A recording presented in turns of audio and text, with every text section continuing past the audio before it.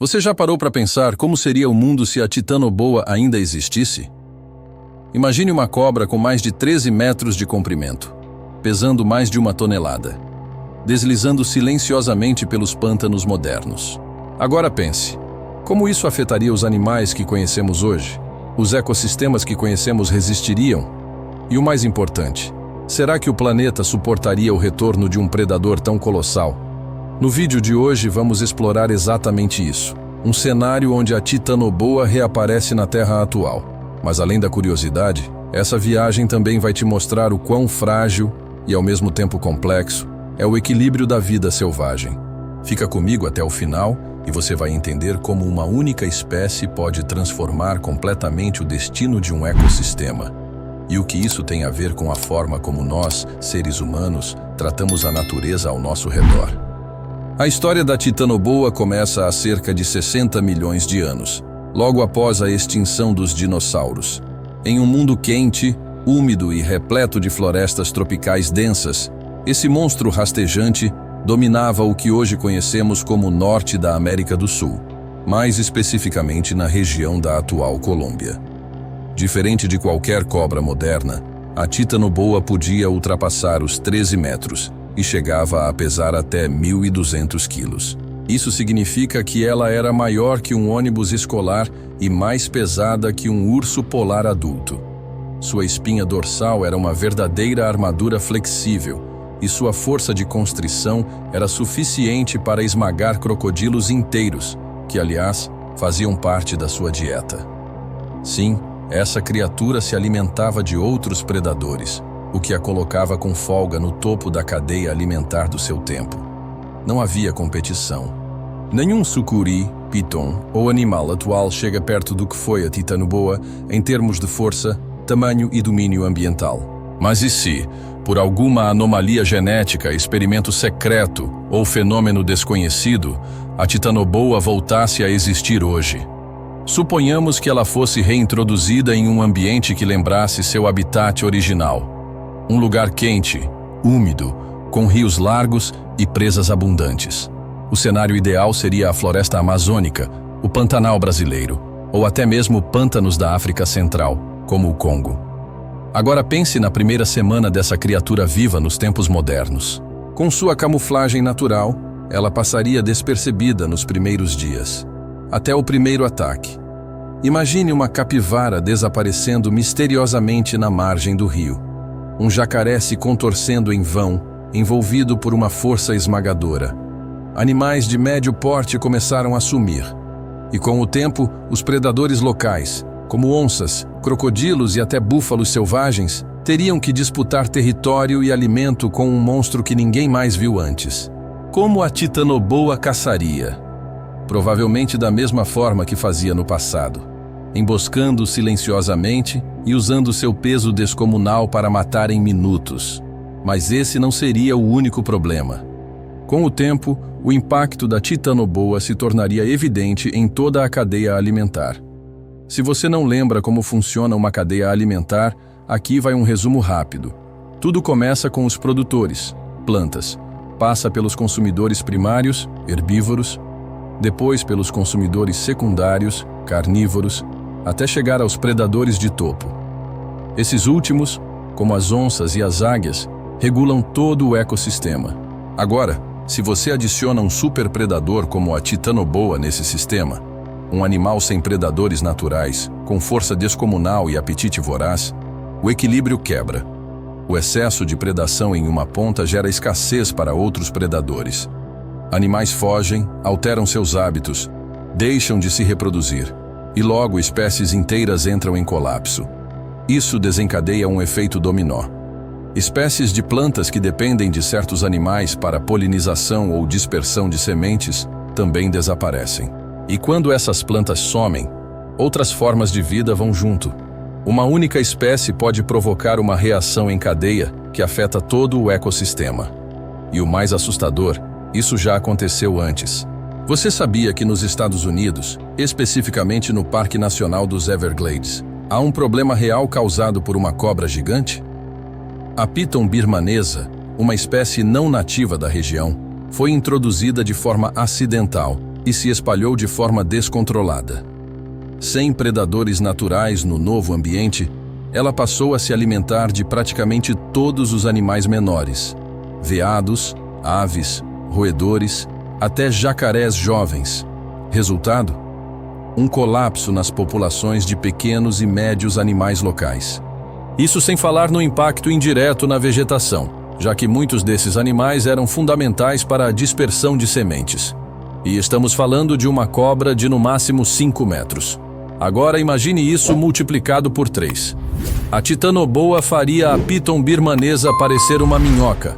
A natureza é feita de conexões invisíveis. Um animal afeta o outro. Uma planta depende de um inseto. Um rio depende da floresta ao redor. E quando uma peça desse sistema é alterada, todas as outras sentem. Esse experimento hipotético com a titanoboa serve como um lembrete poderoso.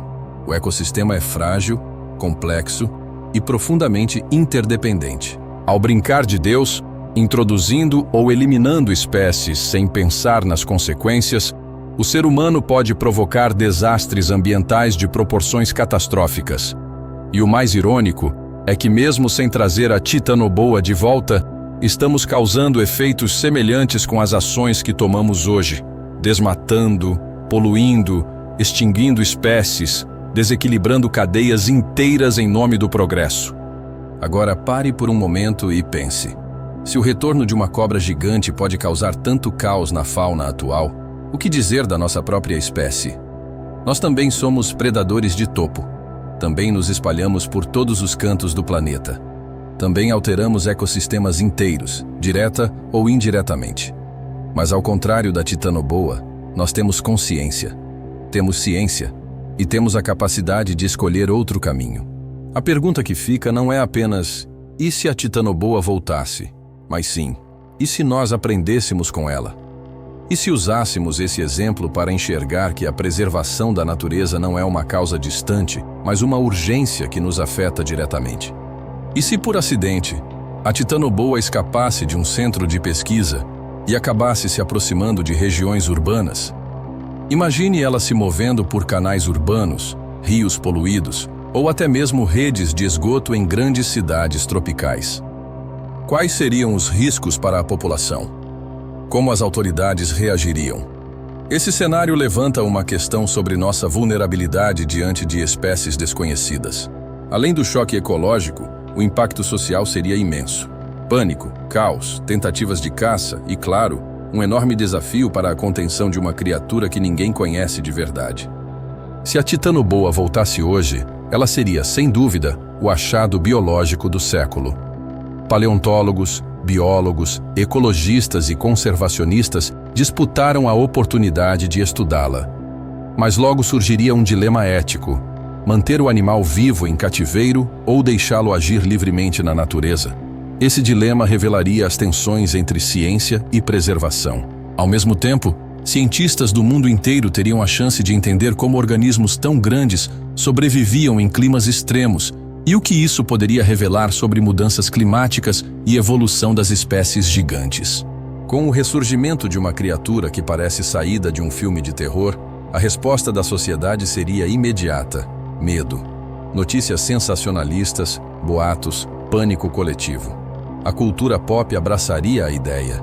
Filmes, séries, livros e até teorias da conspiração surgiram em poucos dias. A titanoboa se tornaria símbolo de uma nova era do medo ecológico, onde os monstros não vêm de outros planetas, mas da própria Terra. Esse tipo de narrativa reforçaria o distanciamento entre o homem e a natureza selvagem, quando na verdade ela sempre esteve aqui. A presença de uma titanoboa viva despertaria interesses econômicos globais. Governos, corporações e traficantes de animais agem rapidamente.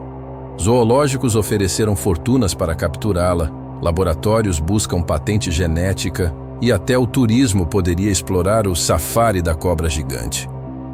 Mas isso traria um novo problema: a exploração descontrolada de um ser único, repetindo o erro que já cometemos com tantas espécies ameaçadas.